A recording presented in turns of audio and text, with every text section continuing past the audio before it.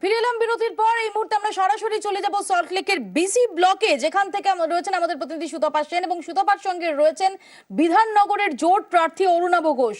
সুতপা, অরুণাভ বাবু কতটা কনফিডেন্ট এবং কি আজকে তিনি কি করছেন এক্স্যাক্টলি সারাদিন ধরে?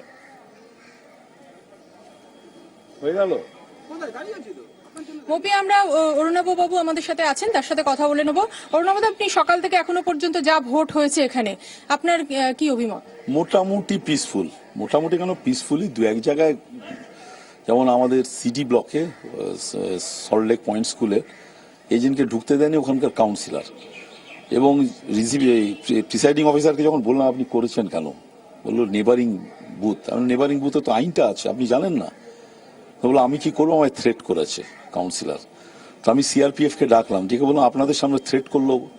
এখন অসুবিধা হচ্ছে সিআরপিএফরা তারা না বোঝে হিন্দি, না ইংরেজি, না বাংলা, সাউথ ইন্ডিয়ার লোক। That good of the local police's, তারা সঙ্গে সঙ্গে কিছুক্ষণ বাদে ঢুকে করে দিয়েছে। কাউন্সিলর কোন দলের? তৃণমূলের তুলসী সিনহা। এই আর এমনি ওভারঅল অন্যান্য জায়গায় ওই একই প্রবলেমে মায়ামণিগ্রাম বলে আমাদের এজেন্ট, তাকে ঢুকতে দেয়নি বিডিতে, তারপর পুলিশ গিয়ে ঢুকিয়ে দিয়েছে। এখন তার মানে আপনার সবকটা কেন্দ্রে এখন অব্দি আমার কাছে রিপোর্ট সেরকম কিছু খারাপ আসেনি। এখন তোমাদের কাছে দেখলাম নাকি সুকান্তনগরে কি হয়েছে, that I do not know, কিন্তু এখনো অব্দি আমার কাছে আসেনি।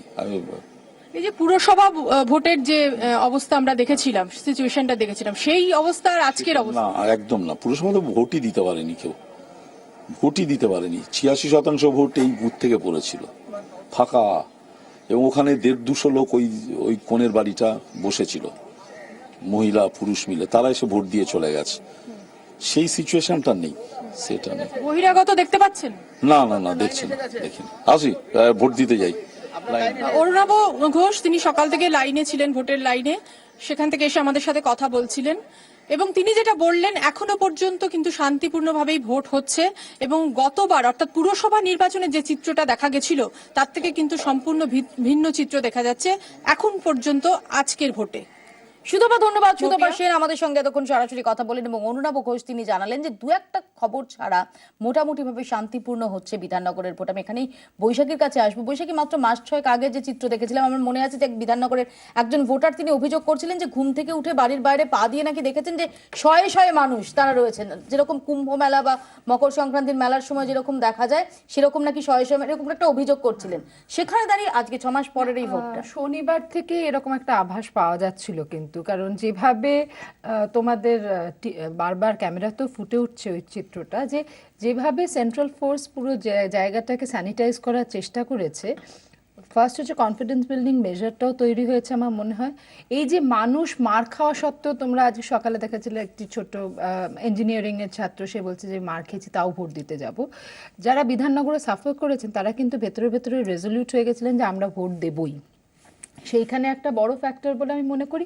দ্বিতীয়ত হচ্ছে যে সিআরপিএফ যেভাবে আমরা আমাদের সাংবাদিক বন্ধুদের কাছ থেকে শুনছিলাম, যে যেভাবে ওরা মুড়ে ফেলেছে এক একটা জায়গা, সেইখানে কিন্তু এটা আশা করাই গেছিল যে এবারের ভোটে কিন্তু ওই লেভেল অফ ম্যাসিভ যে গন্ডগোল আমরা দেখেছি, যেটা দেখে আমাদের খুব মন খারাপ হয়ে গেছিল, যে গণতান্ত্রিক পরিবেশটাই নষ্ট হয়ে গেছে বিধাননগরে, সেটাকে অনেকটা রিস্টোর করেছে। সেখানে সোমনাথ দা, আমরা দেখেছিলাম যে বিধাননগর ভোটের পর কিন্তু তৃণমূল কংগ্রেসের অনেক নেতা তারাও এটা স্বীকার করেছিলেন একান্তে যে বিধাননগরে যেটা হলো সেটা রাদার একটা ড্যামেজ হলো, যে ভাবমূর্তির পক্ষে। সেটা কি সেই শুদ্ধিকরণটা? না, শুদ্ধিকরণের প্রশ্ন নয়। দেখুন, বিধাননগরের ব্যাপারে আমি সেদিনও স্টুডিওতে ছিলাম, এবং আমরা কখনোই সেটাকে সাপোর্ট করিনি যখন সাংবাদিকরা মার খেয়েছিল। কয়েকটা ওয়ার্ডে ঘটনাটা ঘটেছিল, পুরো বিধাননগর বলতে যে যতটা বলে সেটা কিন্তু নয়, কয়েকটা ওয়ার্ডে।